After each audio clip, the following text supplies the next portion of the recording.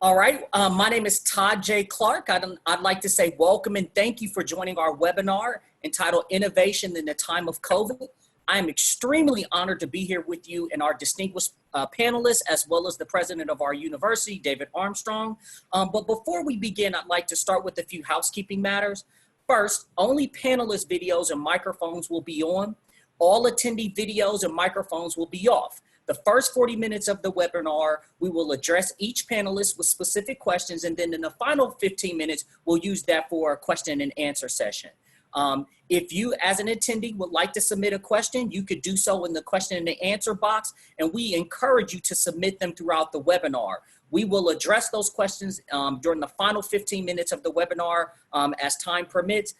In addition, throughout the webinar, you will receive 2 polling questions. You'll have a chance to answer those polling questions, and we're going to take the feedback from those questions to allow us to facilitate some additional discussion.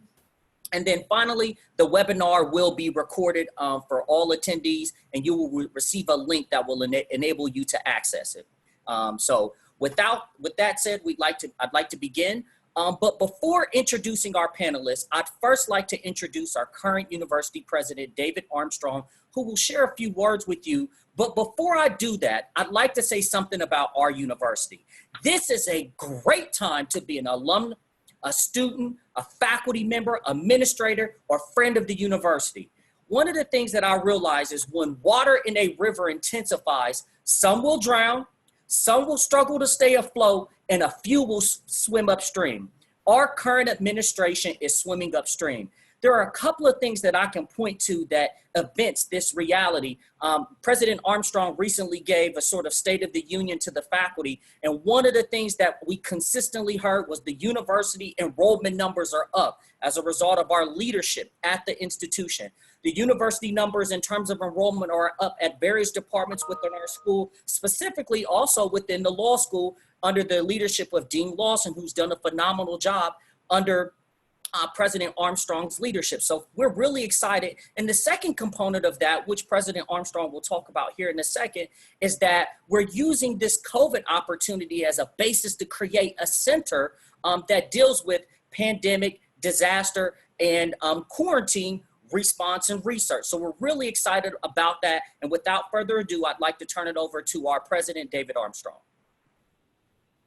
Thank you, Professor Clark. Appreciate that. Appreciate your excitement for leading us today, and could not be more excited for 2 things. Number one is we have the Titans of South Florida here on this panel, so excited to hear about what they have to say about dealing with, and seriously, finding opportunities in crisis. I had great mentors who taught me, never waste a crisis. There's opportunities everywhere, and so how can you find those opportunities? And you're gonna hear some great advice from wonderful people that are innovating during times of struggle and finding the opportunities. And so can't wait to hear that.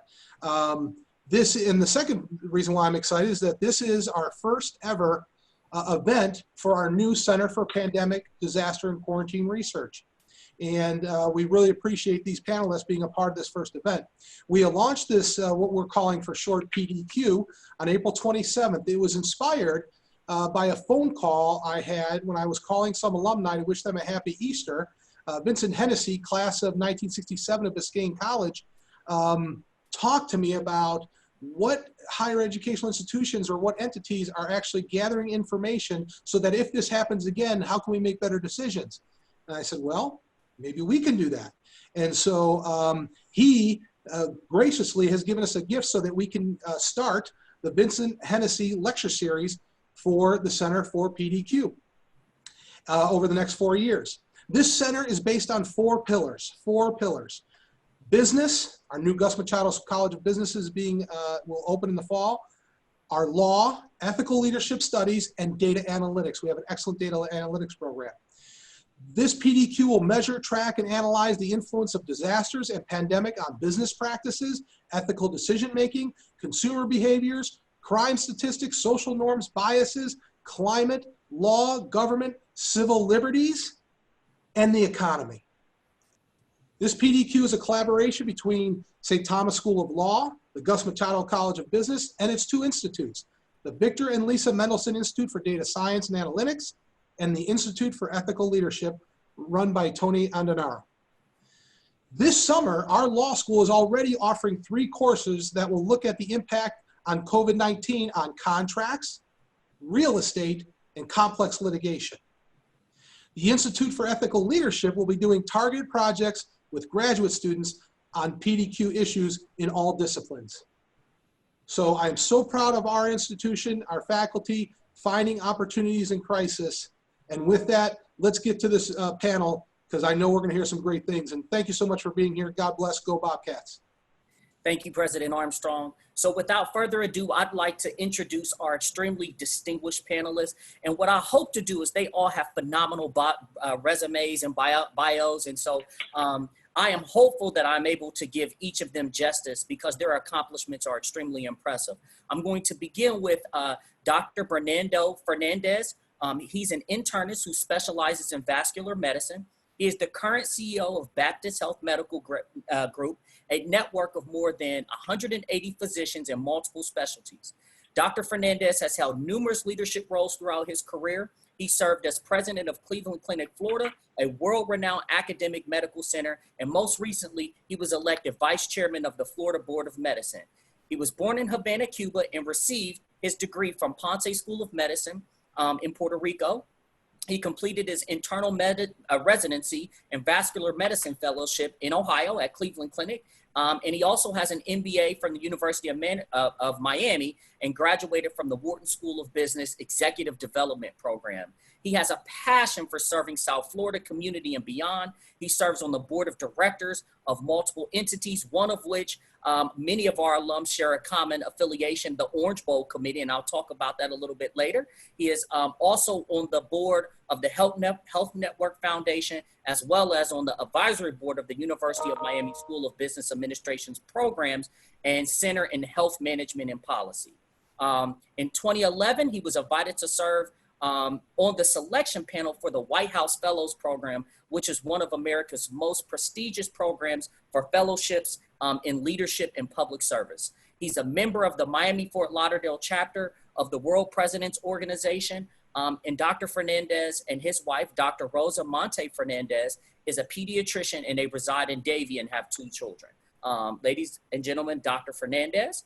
I'll next introduce Mr. Sam Zeitz. He's the founder and CEO of the financial technology company TouchSuite and its affiliated companies.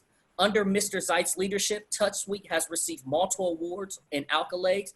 TouchSuite is consistently recognized as one of the fastest growing tech companies in the United States. It's an honor that is received from various magazines, organizations, and political supporters. Mr. Zeitz, in his leadership capacity, he has also received a high level of acclaim and praise. For the past 5 years, he has appeared on South Florida's Business Journal's list of power leaders, and he was recently named one of South Florida's ultimate CEOs by the South Florida Business Journal. In 2017, he received the Apogee Award as the top CEO in Palm Beach County. In addition, Mr. Zeitz is also actively involved in serving the community. He sits on the board of several educational and entrepreneur-focused organizations, including the Palm Beach chapter of the Young Presidents Organization, the Chief Executives Organization, the Florida Council of 100, and also the Orange Bowl Committee. Mr. Zeitz is an active speaker, mentor, and sponsor of the Young Entrepreneurs Academy. Prior to TouchSuite, he was a corporate attorney specializing in structured finance with Skadden Arps in New York, and he worked in the business and tax planning department of PricewaterhouseCoopers before that. Sam was very interesting and very amazing until I read one thing about him. He earned his Bachelor's of Science degree at the University of Michigan.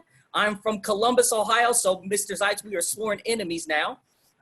He also earned his law degree at St. Thomas, where he graduated first in his class, extremely impressive, and he also earned an LLM in tax from NYU. Mr. Dotson serves as Blitzen Sundberg's managing partner. In his role, he oversees the firm's operations, so we're transitioning to Mr. Dotson. By leveraging innovative technology and focusing on multiple disciplinary approach, Al leads the firm's attorneys and professionals to provide a client experience that represents his firm's pillars of trust, collaboration, preeminence, engagement, and community mindedness. In addition to his role as managing partner, he is nationally recognized for his work on P3 partnerships, public-private partnerships. I tried to calculate how much business he has facilitated, and it's in the billions, and I stopped calculating because his resume is extremely impressive. His experience in developing these partnerships includes rail and transit facilities, airports, marinas, sports stadiums, convention centers, healthcare, life science facilities, educational institutions, water and sewer facilities, and parking structure. Other thing that was really impressive about Mr. Dodson is his record of service, much like our other panelists, clearly reflects a passion for serving the community. Allow me to read this brief quote from his bio. As a first-generation attorney, I would not be where I am today without a great number of mentors and coaches who gave me a better understanding of the legal profession and an appreciation for my responsibility to use my law degree to serve the community as well. By the time I became a partner at my firm, I was able to draw from my many mentors and pay it forward through my involvement in organizations such as 100 Black Men of America and the Overtown Youth Center, as well as his mentorship role with his firm. Now, the thing that was really impressive to me about that is Mr. Dodson has a long laundry list of accomplishments, and the two that he mentioned were his role as 100 Black Men of America in the Overtown Youth Center. And I thought that this was extremely impressive and critical given the things that are happening in Minneapolis. So I think it's important that we have people like Mr. Dodson that are working to protect our youth and protect young people. And so that's really impressive. In addition to those accomplishments, I'm just going to name a couple that I thought really stood out to me. President's Advisory Commission on Educational Excellence for African Americans, and he was appointed by President Obama. He was the past chair of the Miami-Dade Scholarship Committee. He was the co-chair of the Super Bowl Host Committee, Wilkie D. Ferguson Jr. Bar Association, and again, Orange Bowl Committee. Mr. Dodson has also received numerous awards, and in the interest of time, I won't list all of those awards, but trust me, they're very extensive like the other panelists. He also attended undergrad at Dartmouth and earned his law degree at Vanderbilt. And last but not least, Dr. Emory Neal. Now, Dr. Neal, I don't know that I can do your introduction justice, but I'm going to attempt. But there is a person on our staff, Gigi, is what we affectionately know her as, and she just thinks you're the most amazing thing since sliced bread. And she's talked about how amazing you're, a nationally renowned scholar, an international person, your reputation precedes you. So we are very, very lucky to have you. So I'm going to read a little bit about your bio, and then we will proceed. Dr. Emory Neal serves as the Chief Human Resource Officer at Ultimate Software, leading the company's global HR and talent development organizations. Prior to joining Ultimate, Dr. Neal was a partner and the Chief Talent Officer at Hellman & Friedman, a private equity firm that led the $11 billion acquisition of Ultimate in 2019.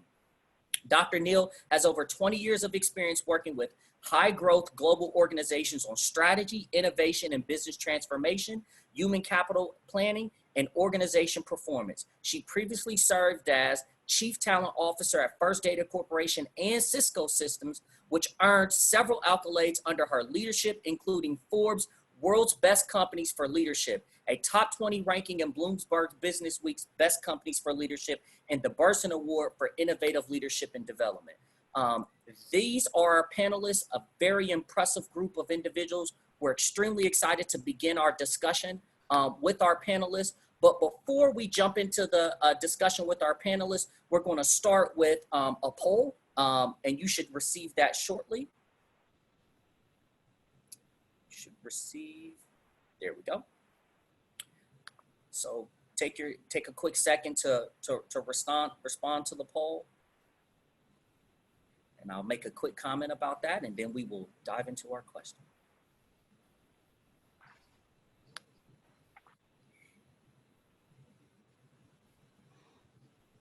Now, the thing that I'm seeing very quickly from the poll, although it hasn't completed yet, it looks as if many of you believe that your organization has done an exceptional or good job at responding to the issues that are presented by COVID. And not just the issues, but taking advantage of those opportunities, as our President Armstrong mentioned earlier. Without further ado, I want to go and begin our first question, and I'm going to direct that first question at Dr. Fernandez. And Dr. Fernandez, give me 1 second here. There we go. So the first question for you is, as a result of COVID, physician practices and hospitals are weathering an unprecedented financial crisis with the cessation of elective surgeries and outpatient procedures, an ebbing of physician trips and radiology services, a reduction in preventive urgent care, and an increase in COVID-related equipment and personnel costs. Given this new reality, how have you managed your operations to offset this phenomenon? Well, let me first say that my organization's response to this whole pandemic was absolutely nothing short of spectacular. And let me tell you why that is. For many years, we've always prepared for the hurricanes like any other organization in South Florida. It's just part of our DNA. It's all we do every single year. But imagine the time that you get prepared for the hurricane now lasting for weeks and months. That's the kind of new challenge that we had to face. On top of that, dealing with a brand new type of infection that none of us in medicine have ever dealt with. So not only were we trying to respond to guidelines from the CDC that we followed, we were also trying to learn from other countries, other physicians across the world, and their experience in treating these patients. So the first thing that we did, and that was absolutely paramount and it remains paramount as we talk about opening again, is to protect two people. Number one, to protect our staff. Remember, we were very concerned of the surge and people coming in by the droves, so we were seeing in other countries. So our paramount goal was to make sure that we had a healthy working staff so that we could respond to the crisis if the surge does come.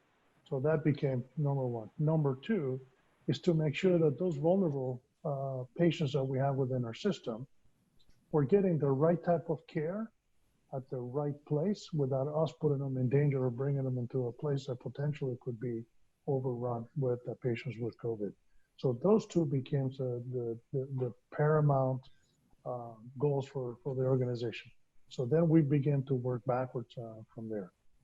There we had multiple community teams across the organization dealing with employee health, making sure that we had the right equipment.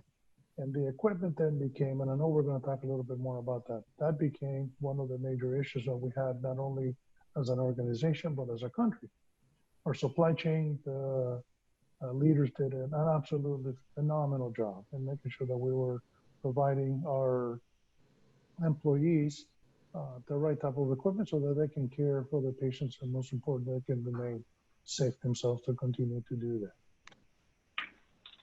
In order to maintain some sort of semblance of a business, which we all run, obviously, if your elective surgeries disappeared, our volumes went down by upwards of 60-something%. And then, as you have probably seen in a recent publication in Business Journal, we sustained losses, very significant losses in the first part of the year. But we're no different than many other organizations. So financially, we're stable. Our board, along with our senior leadership of Baptist Health, is prepared well in that regard. So we are on great foothold. From the perspective of, what do we do in the middle of this crisis? Well, making sure we're allocated the right individuals and the right employees to the places that were needed most. We also made a determination to go remote, like many organizations did, and I'm looking forward to hearing from the other panelists and what they did.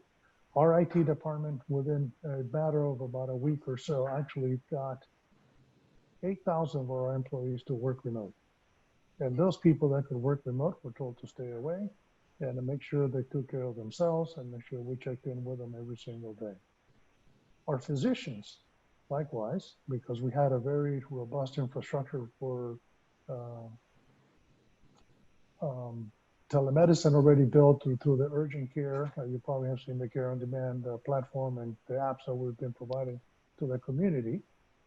We were able to make a quick switch to be able to provide telemedicine visits to our patients that were coming into our different physician practices. I can tell you that we have been able to maintain approximately in our physician practices about 60% of the normal volume of patients that will be seen. The biggest concern that I have, and we have as an organization, particularly as a physician, the people that were actually needing some sort of continuing care for their chronic medical conditions, or that were having an acute condition, are delaying many of those screening tests that are so necessary. Colonoscopies, mammographies, chest x-rays, or a CAT scan. That is the major concern. In fact, I can tell you a friend of mine who works in Fort Lauderdale has been telling me that they've experienced a doubling of the patients that are arriving DOA when the ambulance, on the EMS. People are really afraid to go to the hospital. So if they're having chest pain, the ambulances are coming up to take them to the hospital, and they are refusing to go to the hospital. That to me is the major concern as a physician, people delaying much needed care, and they're afraid to do that. So that just puts an onus back on us to make sure that we're providing the best and the safest environment for those patients to begin to come back and get their care. Thank you so much, Dr. Fernandez. I have several follow-up questions that I would love to jump in on, but what we're going to do is I'm going to go to the next question for Mr. Zeitz, and then I will circle back around because there's a few things in which I would like to engage. Thank you very much for that thoughtful response. Mr. Zeitz, can you talk about the evolution of your grouper product? Was it a product that existed prior to COVID, or is it a product that you were able to recast based on the opportunities presented by the existing market? Yes. Yes. Great. It was really, COVID really was an acceleration of the inevitable, which is we are going to go, so one of my subsidiaries is a company called Grubber, where we're the leader in self-ordering technology. So anyone that's remembers going to the airport, 10 years ago, you remember standing in this very long line to see a ticketing agent. Well, that's gone now. Now you either go to a kiosk, you have a QR code on your phone, or you print out your ticket at home or office. So that part of airline travel today is frictionless. It's a pleasant experience. And think of the bank. You used to go to the bank, you used to stand in line to see a teller. For the most part, most tellers are gone. But those things happened over a decade or longer. And somebody just sat back and said, oh, whatever happened to those tellers? Whatever happened to that ticketing agent? Well, the same thing is going to happen to cashiers in the US and everywhere else. And they were going to naturally evolve away because of technology. However, social distancing and everything that's now occurring as a direct result of COVID has accelerated that. To answer your other part of the question is, what have we done and how have we innovated as a result of that? Because we already had, kiosks. We were already in the innovation labs at the leading companies and stadiums and arenas around the country with this product. It's just accelerated now the rollout. But we've also developed new products in a direct correlation to the need that's occurred. And, at our company, we have core values that we take very, very seriously. And they're designed to empower our staff to be able to make decisions when they don't necessarily know the answer. So one of our core values is problems or opportunities. And I always tell people, the larger the problem, the greater the opportunity. Well, a worldwide pandemic is a pretty big problem. And it potentially leads to huge, huge opportunities. So there's been a couple things that we have created as a direct result over the last 8 weeks that have now gone to market. So one of our subsidiaries is a kiosk, company, and we started talking about at the kiosk we could take in people's temperature, see if the people have a temperature.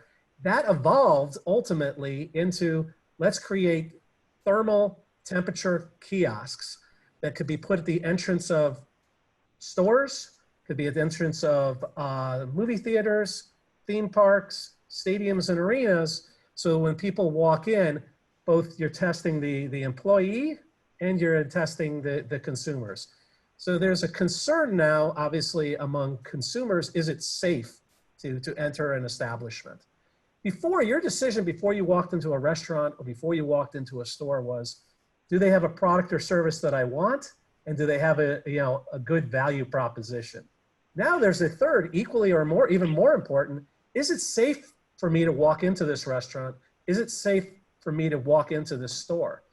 And it's incumbent upon the merchants and the business owners to come up with overt acts that they can put in place to put the consumer and their employees at ease. So, a lot of this self-ordering technology is one part, temperature control is another, cleanliness, overt acts of cleanliness, walking around and taking those former cashiers and now having them clean common areas and showing the consumer and marketing it via social media, the steps that they're taking is going to be indicative of somebody walks into your location or to someone else's. Even retail, as we're talking to a number of large retail chains, even how retail is going to operate is dramatically changing. Before, the whole goal was to get somebody in your store, keep them there as long as possible.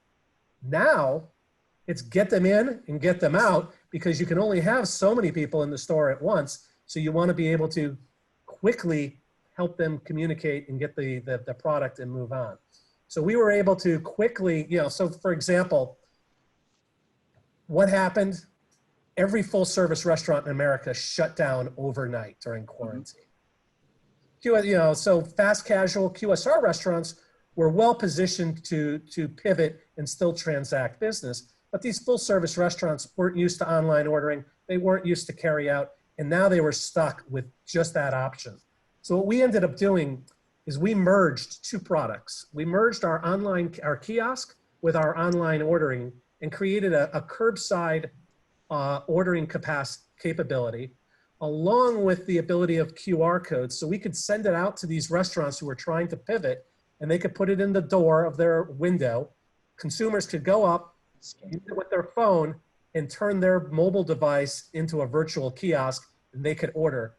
This prevented them from having to enter the location, and then the staff would come out and bring it to their car and deliver it to them. Mr. Sykes, I don't mean to interrupt you, but with that particular technology, the other thing that I think is highly innovative about that, and I'm assuming that the restaurant owner would be able to adjust the menu on the fly, that would update with the QR code. So like if they ran out of, let's say, a particular item on the menu, that item would no longer show as available. Does it do that as well? Yeah, it's part of our ecosystem. So not only will it do all that, but even if they were still in the location, we even tie into the digital signage. So if you're out of avocados, guacamole instantly comes off the menu. So you can change pricing, you can change inventory as well, all in real time. So this is, we got a script, but I'm going to deviate from the script. Dr. Fernandez, I'm going to come back to you in a second because I'm throwing the script out the window because you guys are so dynamic. My energy is flowing, so there's a lot. I just want to engage you. There's something that I want to pull out from you, Mr. Zeitz. And you said one of the things that you've done is obviously you're paying attention to the market space, right? And you're doing projecting and forecasting. And I think that's something that doesn't happen as much in businesses that fail. They don't forecast out a lot. Like, what does the census data tell you about the future population that will come to you in 5 or 6 years? So I'd like to ask you, how are you projecting out and how are you doing that, right? How are you making that assessment to create the products that you need to service the populations, not just now, but the population that you will see 5 years from now? Can you just give us just a quick insight about that so that I can get to some of our other panelists? Sure, but I'm going to touch quickly on something President Armstrong's talked about in creating this whole group they have at the university to start with. During a pandemic, there's no playbook, right? So what ends up happening, if you go into any fast food restaurant, there's a whole list of books. There's manuals for anything that happens. If somebody gets food poisoning, pull it up. There's a playbook. Yep. If there's a hurricane, pull out the playbook. If there's a robbery, there's a playbook for everything. There's no playbook for a global worldwide pandemic and what to do. And that's why I think what they've created right now is important, because businesses don't have a book that they can go log on to Amazon and buy and say, oh, here's the answer. So we've been spending our time right now advising a lot of these enterprise level groups, NFL stadiums, they're looking to open back up. and the rules are being written on the fly, and they're candidly, they're changing by the minute. So being able to advise them on that is important. To answer your question, we've always, technology companies are part fortune tellers and part, trying to figure out where the world is going and providing the consumer that path to get there. People are hesitant to move there. The restaurant industry in particularly were notorious laggards in technology. And now, given what's happened with this pandemic, they've all been exposed. Yep. And if they're going to survive, they not only have to catch up to where they need, but the winners are going to be the ones that actually move ahead, because everybody becomes complacent. It worked. And if it worked and we were making money, why fix it if it ain't broke? And the true leaders, the innovators, not just in the space that I play with it, but in any, are the people that are constantly innovating and looking to not only change what's there, but even change sometimes what they're doing. So we'll analyze the data. So you talked about data as being a big component of it. We're constantly analyzing the data on what works right, and then trying to figure out how we can do more of it and how to expand it and how do we provide that to the client. So that's typically where our products are coming from, is through the analysis of the data and analyzing why something is working better, why one business is outperforming another business. We like to run postmortems. Thank you so much, Mr. Zeitz. Before I get to you, Mr. Dotson, I'm just going to circle back around and ask Dr. Fernandez a question, because he mentioned something that I thought was really critical, especially when you talk about serving minority populations. Is this notion of patient confidence in the doctors, right? And then whether or not they will seek out doctors for those services. And Dr. Fernandez hinted on something that suggested that there's a greater level of sort of discomfort among people that don't feel as comfortable coming into the hospital to get those services that Dr. Fernandez mentioned. Dr. Fernandez, what are some of the things that you are doing, or some of the things that you are advising healthcare providers do in order to restore that confidence, to bring people back into back into the healthcare experience? So we did a couple of things initially. So you mentioned the minorities, and one of the things we did within our medical group, we started noticing a tremendous disproportionate number of deaths and illnesses amongst minorities in Chicago, New York, and folks with chronic medical conditions that were not getting addressed. So we proactively engaged our Baptist Health Medical Group, making sure that we knew who our patients were, and we proactively reached out to them. As an organization, we also provided free, completely free, what's called care on demand, so that all that the community needed to do, anyone in our community could do, was download the app, and you can get a free consultation with a physician if you're concerned if you're having COVID or not. That also helped in two ways. Patients are getting free care that we provided to all of South Florida. And number two, it also kept many patients that potentially could have come for regular conditions, if you will, into an emergency room and potentially catching COVID. And then essentially we kept them away from there. We concentrated on making sure that we were being proactive rather than just reactive to what was going on. And I don't know if that answers your... No, it does. That's really interesting and innovative, and I think it's a primary example of how you have to think outside of the box, and how one of the things that I'm hearing about both of you is that a good leader one of the things I always mention is that a good leader has to be able to see into the future. And I think Mr. Zeitz said that you also have to be able to pivot. And that's one of the things that you're doing in your capacity, is pivoting to serve your population. Mr. Dotson, I wanted to transition to you for our next question. So how has COVID impacted the manner in which you facilitate your public-private partnerships? Specifically, has COVID altered the leverage of either party in a way that distorts the bargaining and resulting agreement? First of all, thank you for the question. I want to thank President Armstrong for he and his team putting together this webinar. And as I was listening to everyone's introduction, I wondered, why am I on this panel with such great people with fantastic credentials? Having said that, before I get to your question, I want to go back to the questions you asked both Sam and Byrne earlier, and then tie that into my answer to your direct question.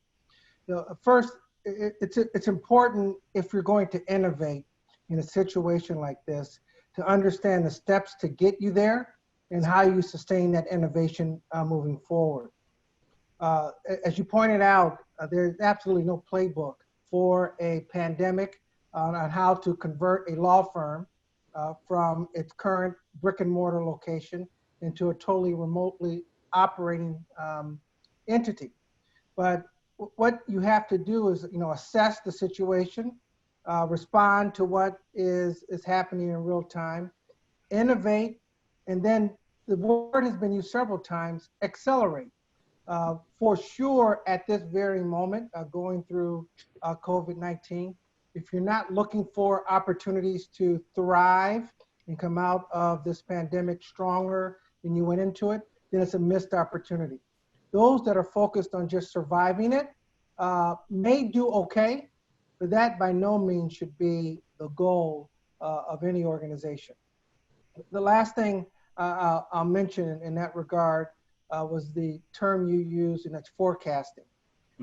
You've got to be able to look around corners and see where you want to be, where you need to be, and what new opportunities are created by virtue of what's happening. Yes, we have to make sure as organizations that we are strong as organizations, but not miss the opportunity to reach out to our fellow man and woman, to make sure that we show empathy as people, as leaders of our organizations. I told our people that empathy is their new currency, and it's important that they spend it widely and broadly, reaching out to their clients or contacts, their friends. And in fact, one of our friends is Baptist Health. We joined with them to put on a webinar to share real-time information about COVID-19 and to help business leaders and others plan their work on returning back to their place of business. When you reach out to your friends and great friends like Baptist, and you put it on something like that, the total community benefits from that. So public-private partnerships in that space have changed as well. But it's also an opportunity to innovate and accelerate. There remains a need in our community, as well as across the nation, to address our crumbling infrastructure. And that does not change by virtue of a pandemic. What happens, though, is that it creates an opportunity for us to look at those projects, determine where the priorities should be placed. There is money sitting on the sideline waiting to invest in infrastructure projects. We still need to expand our public transportation, address our water and sewer infrastructure, road improvements, et cetera. And I will tell you that it hasn't changed the leverage, but it has changed the focus. Gotcha. The leverage is always an equilibrium that you're trying to evaluate as a practitioner, because public-private partnerships are all about risk allocation between the private sector and the public sector. The key, though, is that you must find ways, no matter what the public project is that you're working on, to really involve the public and not just the elected officials. That is a challenge, but it's a challenge that you must innovate to overcome. Everyone has found out that Zoom actually exists. People are attending meetings they otherwise would not attend, public meetings, private meetings, whatever. You can actually get people engaged in a way that you otherwise could not when they had to travel from wherever they are to another location in order to view a particular project and provide their assessment. Government is also working in an innovative way, making it available through various means of communication. And that also allows us to deal with the public policy component of the public-private partnership. And I started with the private sector. not only our firm and firms like ours and the businesses that are represented here who are innovating in ways to move their business forward, but when you bring in the public and the private sector together, it has not changed the leverage, because the risk allocation is something that is always evaluated. And most importantly about public-private partnerships, because they are long-term projects, they are put together in a way to withstand the changes in the economy, the ebbs and flows of an economy. So by their very nature, they're flexible enough to address regular recessions. I'm not so sure there's been any model that's been done to address a pandemic, but all you do is understand the basics and the guiding principles associated with your public-private partnership. And that's how you move it forward in these times. Mr. Dotson, that was a very informative answer. It got me to thinking about one question. I think these P3 partnerships, I mean, and just facilitating those partnerships show that it's not, as you mentioned, it's not just the government. You have the constituents, you have all of these other sort of stakeholders that will be impacted. Given the complexity of the complexity and all of the interests, are there any sort of circumstances that have resulted through COVID which you have found may not be suitable for a P3 partnership, may be suitable for some other model for resolving a particular outcome? Nothing has changed in that regard. Okay. There are various types of infrastructure and social infrastructure projects that are put together using the P3 methodology. What has changed in that regard is that the formulas that are being used, the usage of roads, the usage of toll roads, the uses of bridges, and whether or not we need a new convention center and how it should actually be developed on the social infrastructure. What should go into the new buildings that are being built for new, I'll call it, because this will be very relevant to this conversation, student housing. You know, student housing P3s continue to be a growing option. And I'm hearing that college campuses are continuing to flourish with people working remotely, almost to the point where they're questioning whether or not they need all of the brick and mortar that they currently have or they currently plan to have. And there may be a way to monetize some of the assets of colleges and universities to create a revenue stream that wasn't thought about prior to COVID-19. Well, Mr. Dotson, I should not have asked you that question because you actually stole my thunder, because I was going to come back to that. But I love your response. I'm still going to come back to it. But let me get to Dr. Neal, and then I have a question that I'm going to throw out to everyone as a whole, and it really piggybacks on what you just said, Mr. Dotson. So, Dr. Neal, mental health is a critical component of maintaining a stable and effective workforce.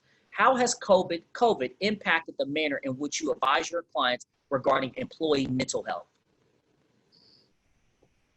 Yeah, so before we get to the answer of that, Todd, whatever you're drinking, I want to have some because your energy is fantastic. And so when we think in terms of mental health, you have some fantastic energy for my mental health. You know, I think it's actually a very interesting time, and you know, all of the panelists have hit on such good points. Sam, when you were talking, I was thinking in terms of this shift from we were in a panic in March to now we're in a stage of just being planful of how we engage, how we work, how we use technology, how we go to the grocery store, all those sorts of things. And so I think, you know, the first stage of our moving people through mental health is getting us out of that panic and getting us into, okay, this is our, I hate the term new normal, but this is our reimagined normal for a period of time. One of the things that I think about all the time around mental health, and for the folks that are listening, I'm a clinical psychologist by training, is that pandemics, any major crises, you know, the hurricane that Byrne, you talked about earlier, anything like that is going to highlight, put a spotlight, shine any kind of darkness that people might have in their everyday lives. I mean, we all live with something that we live with. And for some of our workers, you know, they're dealing with a lot. And so when you now confine people, put them in their homes, take away social infrastructures, take away ways in which they could let out steam and engage, you know, by virtue of either going to bars or going to restaurants or whatever people did in order to cope with sort of the underbelly of their psychology.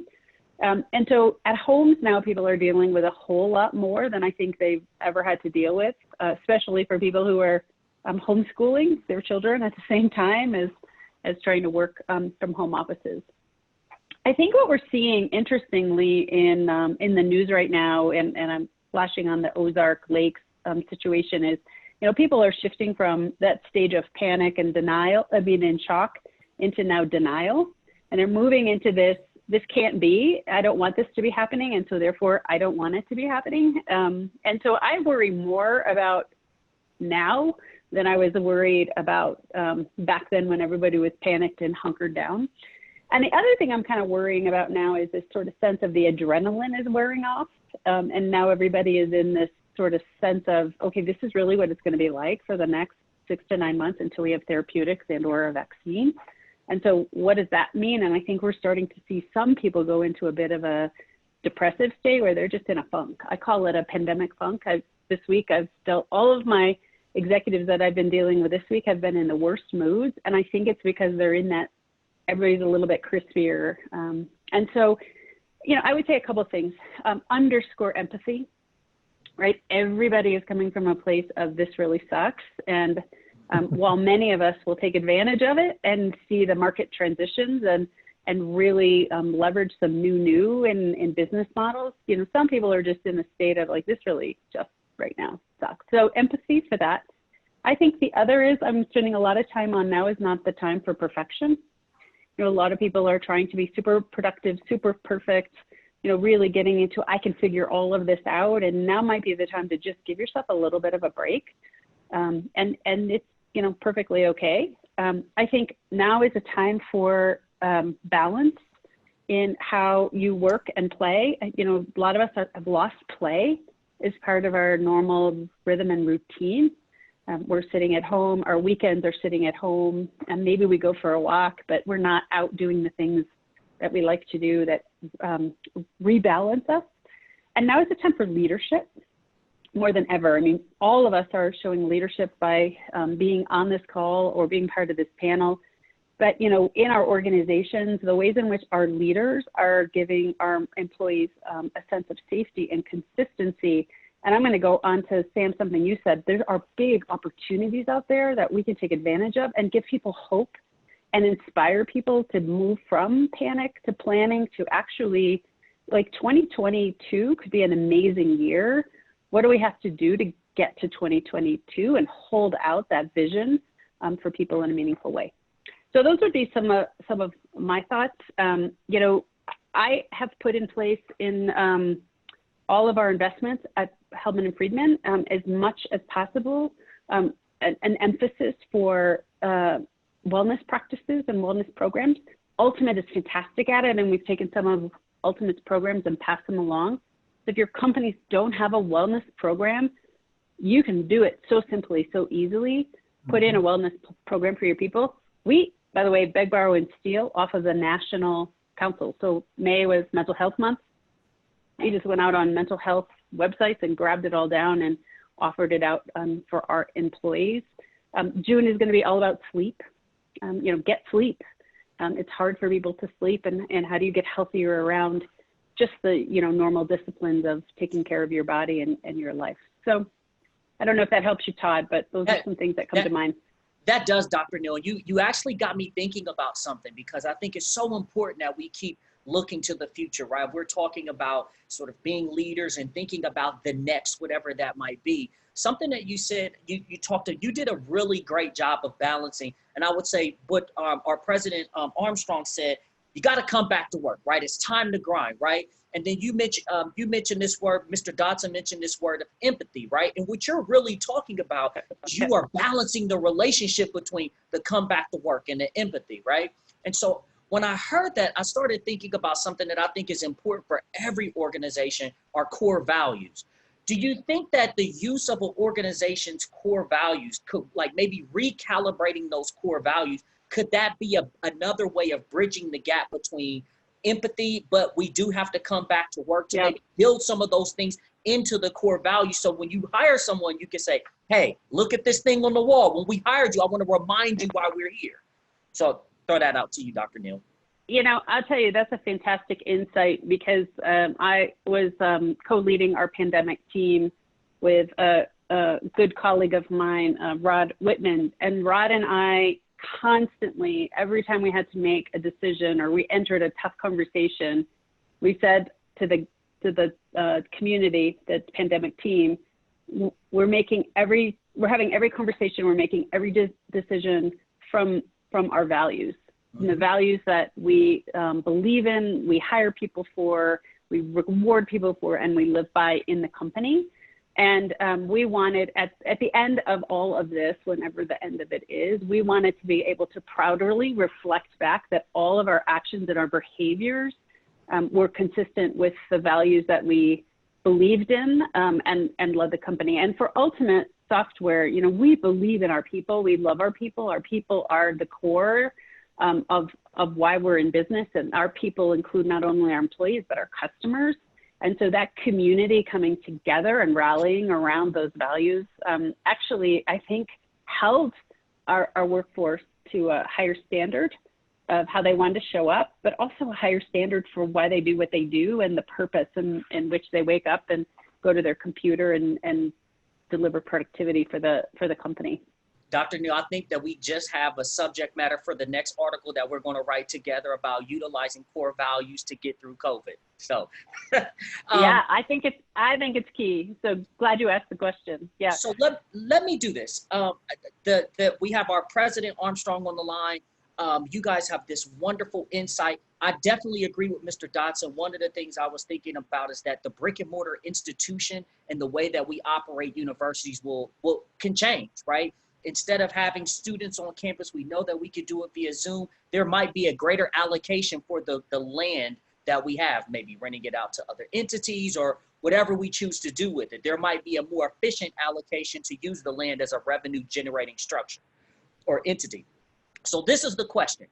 You all have expertise in these 4 different areas. How would you advise St. Thomas University, if you were sitting in a room with President Armstrong, what would be the thing that you would advise President Armstrong going forward and how to deal with COVID? What would you say to him? And not just COVID, but just going into the future in similar type circumstances. And President Armstrong, I know you're on mute, but I'm gonna bring you back into this discussion because I've seen that you've been listening intently and I know that you want to jump in a little bit. So I'm gonna bring you back in, so come on off mute. So we'll start with Dr. Neal. Dr. Neal, would you like to jump in and then have this conversation with our president? Yeah, you know, we're having the same conversations in our organizations. 40% of Ultimate Software is virtual anyway, work from home 24/7, not really in offices with office space at all. We're looking at this as an opportunity to shift to that 40% more. One, you know, we can lower our carbon footprint substantially by releasing some of our building space. But 2, it's going to be so expensive to operate buildings in this PPE restrictions, guidance heavy time until we have therapeutics and vaccines. And so our goal is to keep as many people, purposely keep people out of buildings as long as possible. We'll be fast followers to other big tech companies in that regard. So I would say, you know, for me, like, I think in terms of, I grew up under John Chambers at Cisco, you know, the future of is always where the money is and where the opportunity is. What's the future of education? And now is the time for us to be considering massive ways in which we're reimagining work. Why wouldn't we be thinking in terms of massive ways of reimagining education and the ways in which our students consume? My son is 16 years old. He's down in the basement and he's going to school at a university. He's going to school at his high school and he's going to school in an online program. And to him, he's like this is amazing. I get to be on my technology all day long. I love it. You know, he's thriving. So others may thrive too. So I would say reimagine. I love that, Time to because reimagine. that's the forecasting model, right? Because your son is the type of student that we could expect to see him maybe even a year out, right? Because of how advanced he is, but typical 16-year-old, two years out. So that's very helpful. President Armstrong, would you like to respond to that before I bring the other people in for their suggestions? No, thank you, Dr. Neal. That was excellent, and I appreciate all the comments today. You know, it's very interesting. When we go through these times, everyone's always talking, well, this is the disruption that's going to happen to higher ed. This is the time. So MOOCs back in the early 2000s, you know, the massive open online free courses, that was going to destroy higher education. It didn't. Although there was an adaptation. And then now we have the COVID, and everyone's talking about how it's going to destroy it and change it. And interestingly enough, we've done surveys of our students, and there's been national surveys done. Students want to come back. They want to come back, but they want the flexibility. And so finding opportunities in crisis, you know, the day before March 17th, when we went completely virtual, half of our faculty were using our learning management system called Canvas for grades and teaching and all these things. And although it was mandatory, if you know working with faculty, it's like working with doctors, Dr. Fernandez, you know, it's mandatory, but only half were doing it. But on March 17th, 100% of our faculty were on Canvas, and they were delivering education virtually. That's going to make our institution better. We're going to be open for the fall, following all the guidelines, but we're also, all our faculty are going to teach bimodal. They're going to teach in the classroom and virtually. So if a student does not feel comfortable being here, they can have the virtual side. Or if a faculty member has health issues or is older, they can teach virtually. So we're going to approach this bimodally, and that's going to be an improvement, because now we can take advantage of those technology things, all the new technology, and take advantage of it. Thank you. Well, I think that's awesome, because you can draw on students from geographies that you never could have before, right? I mean, if people had to drive to the building, that's a very different, your zip code of who you can draw from, versus if my son can go to your school and take a class from Colorado, you know, now the world is your oyster. You know, and our new strategic plan's name is Limitless, 2020 to 2025. And we talk about our goal as being a global online university. And this situation has helped us move quicker towards that goal. Fast forward. So exciting. Let's go with, I'm just going to go in the order that I see you guys on the screen. Mr. Zeitz, the advice that you would provide to President Armstrong going forward. Yeah, well, first, I've got 2 of my 3 kids are now in college, and I think what you learn in the classroom is only a small bit of what is the college education and the college process. So I personally believe it's imperative for most quality, you know, higher education to be on campus. So I think it's great that they're opening back up in the fall. My daughter's waiting to see if her school will open back up. They're, for instance, in the middle of the epicenter of the pandemic. So they're announcing in July whether they'll be back on. And I think the survey they had at her school, 65% of the students said if they don't open in the fall, they would consider taking a gap year. That's how important they perceive this to be. Now, I don't think one or the other is the right answer to anything. I think everything is an omni-channel approach.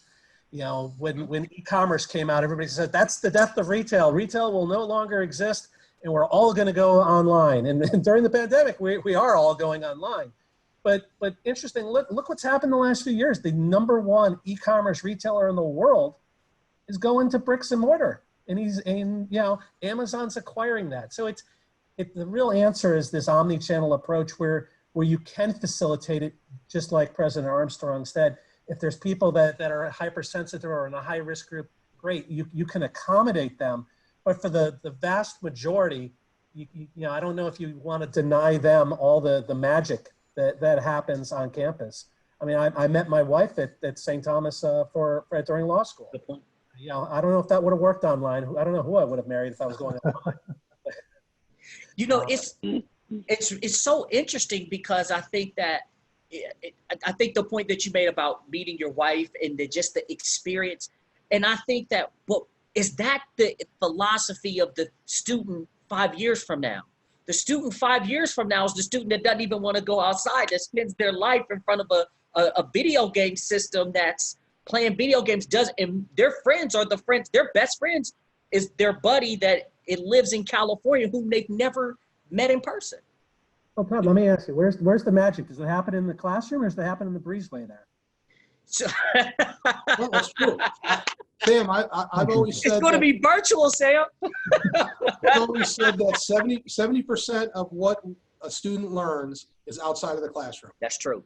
Whether it's in co-curricular activities, extracurricular activities, or meeting with students or talking to a student who's from Ireland or Haiti. You know, I roomed one summer with a kid from Ireland. I learned more that summer about us, about our country, about my lack of knowledge of global issues than anything. And so I'm with you, Todd. I worry about the millennials and Gen Zs who, for this pandemic, basically said that the lifestyle we want to lead is what we want, and this is it. And I said this is probably the worst thing for millennials and Gen Zs right now, is having this pandemic. But I think that even they are seeing, hey, I can't go out to the coffee shop, I can't go out to the restaurants, and we miss that interaction. So like Sam said, I think it's a combination of both. But I think there's things that we found out during this pandemic that we can do better virtually. Yeah, so thank you, President. I will say this, and I'll get to Dr. Fernandez and Mr. Dotson. That's part of the challenge, is how do we facilitate those same interactions in a virtual space? That's the challenge. The university and the institution that will be able to figure that out, that's the one that will position itself, right, for, you know, the future, if that's where we go. Dr. Fernandez, then Mr. Dotson, I know we've run over time, but we're having such a great conversation. Sometimes this is what happens in class. People don't want to leave because the conversation is great, and so I don't want to kill it, but I do want to be mindful of everyone's time constraints. So Dr. Fernandez and then Mr. Dotson, you will have the last word. Well, I think that prior speakers have said all the same things that I would say, to concentrate on your mission, your values, concentrate on the well-being of your staff. And that's really the North Star for all of us. That's concentrate on the people that make your company. Don't lose the touch that makes what you're delivering to your customers, in our case, our patients. You cannot ask our staff to deliver something to the patients that we're not delivering to them. So that empathy and that compassion and making sure that they're well cared for and that you're communicated and that you understand how they feel and that you can make them feel safe and protected.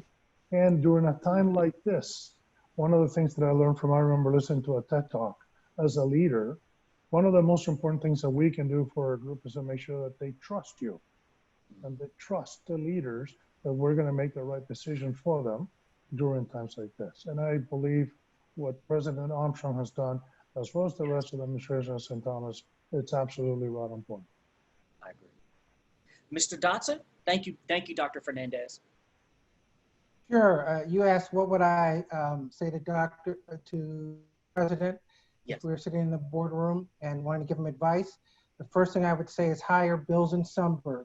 That's the first thing I would say. And after he's done that, then I would give him the rest of the advice. That's the lawyer answer. I just want to make sure I answer your question thoroughly. And call for adjournment right after that. That's right. The second thing, I would say that he's gotten the best advice already from my fellow panelists. This is about adaptation, not changing who you are. I think Dr. Neal, when she talked about understanding your core values and the emphasis that this pandemic has placed on it, when you understand who you are and what really makes your organization tick, if you don't mind me saying that, versus just focusing on the narrow piece of what your business is. Because if you're only focused on the classroom, as Sam mentioned earlier, you're missing all of what going to college or universities is about. But a school without borders may consider not only students that they otherwise might not be able to have enroll, but faculty members they might not otherwise have access to. You've got all kinds of exchange programs that could take place in this virtual space, not to replace exchanging and going and living in a different culture, because that really matters when you go through an exchange experience. But maybe there's some ways in which you can use the way the whole world is innovating in order to address your business model without changing who you are and what your core values are. Thank you so much, Mr. Dodson. One, I want to thank all of you. You guys were amazing. For me, this was like watching the dream team play basketball, but then my television cuts off after the first quarter and I don't see the rest of the game. Like, I wish we could continue this discussion and dialogue. I think it would just continue to grow and develop. We had a couple of questions toward the end from the attendees, and I'm sorry I didn't get a chance to get them. They came in a little on the back end after we had already started moving in this direction, so I do apologize. But again, thank you so much. Thank you to the attendees for taking time out of your day to listen to us speak. This has been a phenomenal panel. I wish all of you the best. And Dr. Neal, I think we're the only two that are not on the Orange Bowl committee. We need to figure out what we need to do to get on the Orange Bowl committee. I want to know how come I've been left off. Right. Dodson. So, but this has been great. If any of you should ever need anything in the future, please do not hesitate. And we hope that you continue to be friends and alum of the law school and actively engage through our president's leadership. We have some exciting things going forward, and I'm sure he will be tapping on your shoulders in the future. President Armstrong, thank you for your words. And I knew I wasn't going to let you just kind of sit there. I knew you were just ready to jump in, and I'm glad that you participated. And this has been great. Thank you for everyone for coming out, and I wish you guys have a safe day and enjoy the rest of your day and experiences.